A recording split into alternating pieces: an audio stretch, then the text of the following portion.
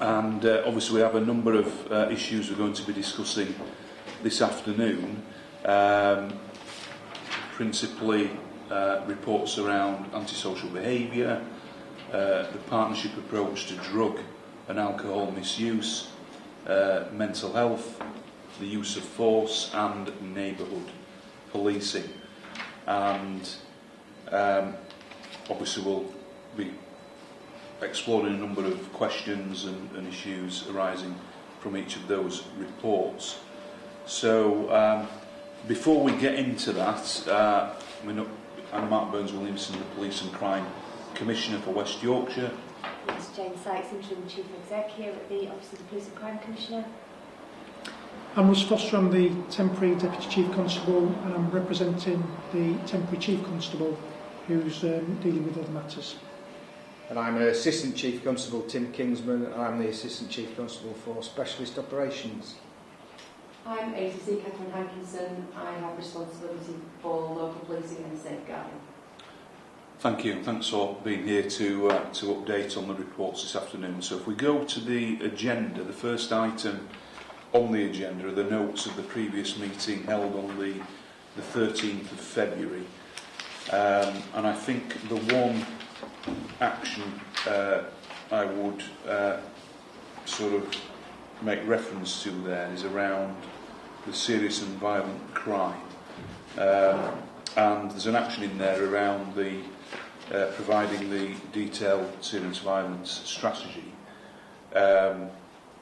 which I have had that information following the last meeting, but I think we would probably all accept this as a work in progress, given the again, which we'll probably come on to regarding the recent funding announcements and the violence reduction unit work that we will need to undertake in the coming months. So, but I know we've got a meeting tomorrow to discuss the action plan regarding some of the additional funding that's been allocated for what is deemed surge funding by the Home Secretary, and how West Yorkshire Police is going to utilise that across West Yorkshire. Yeah, that's right. So those plans are already underway. Yeah, but that's ongoing. So, but thanks for the information you sent. Okay. Thank you. I don't have any urgent items. Do you have any urgent items? No, nothing pressing from us now. Okay. In terms of item 3, which is Police and Crime Commissioner Chief Constable announcements, I guess from my perspective there are one or two things I want to mention.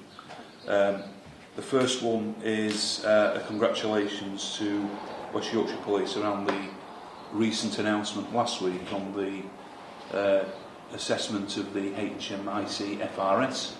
The independent inspectors of achieving an outstanding status around crime recording.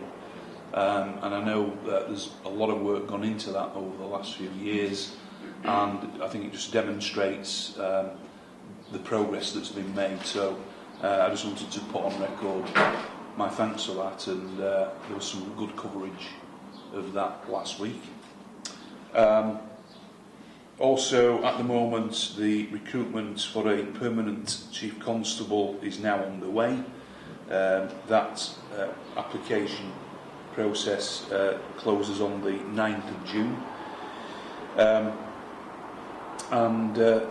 Since we had our last community outcomes meeting, of course, Dee Collins did announce her retirement, which is why we've now got the new process underway. And, I've already made certain announcements around the great job that Dee Collins did do while she was Chief in West Yorkshire, and we wish Dee all the best in her retirement. But obviously we have, I've certainly now got a duty to ensure that a new Chief Constable is appointed, and the advertisement process has already started, and as I've said, the closing date is the 9th of June. So we will wait and see who applies to that, but I'm hoping that we do get good, strong candidates that apply, and ultimately the best person for the job will get the job. But it's an exciting opportunity, and I will look forward to undertaking that process, which Jane and colleagues are really assisting with at the moment regarding the process, and the College of Policing are involved with that, and some other key partners. Did you want to add anything to that, Jane? Yeah, just to add that the process will include stakeholder panels, both internal and external, so you will get a wide range of views to help inform you make your selection. Great, thank you. Good. Thank you. And again, I know I've already touched on the issue around the serious violence funding, but I guess in connection with that, there is an event that will take place, a joint event between this office and the Home Office on the 8th of July at a venue, I think, to be confirmed in Leeds, but it is actually a Yorkshire and Humber event, and the Home Office have already hosted a number of these around different parts of the country, but it is absolutely looking at that serious and violent crime agenda and what collectively more we need and can do together with a number of key partners. So I'm hoping for a really good attendance at that event across the region, and obviously we'll be looking in particular in West Yorkshire around sharing good practice and looking at best practice from elsewhere, but also that the partnerships that we already have in place, how they can be developed and what potential new partnerships we might need to put in place. So that's the 8th of July in Leeds, and hopefully West Yorkshire Police, well, I know West Yorkshire Police will be well represented and involved in that event as well. Absolutely. Okay. Is there anything else to cover there?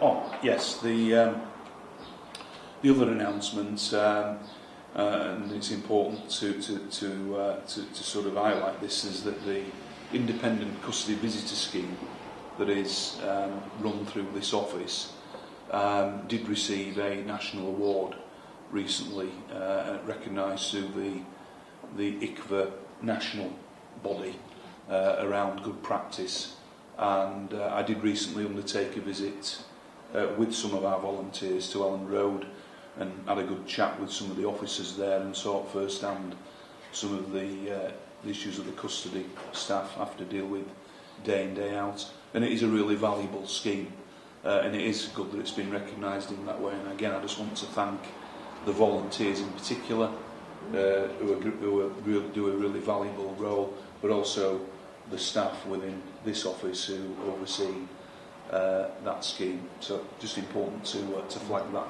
here today. Thanks very much.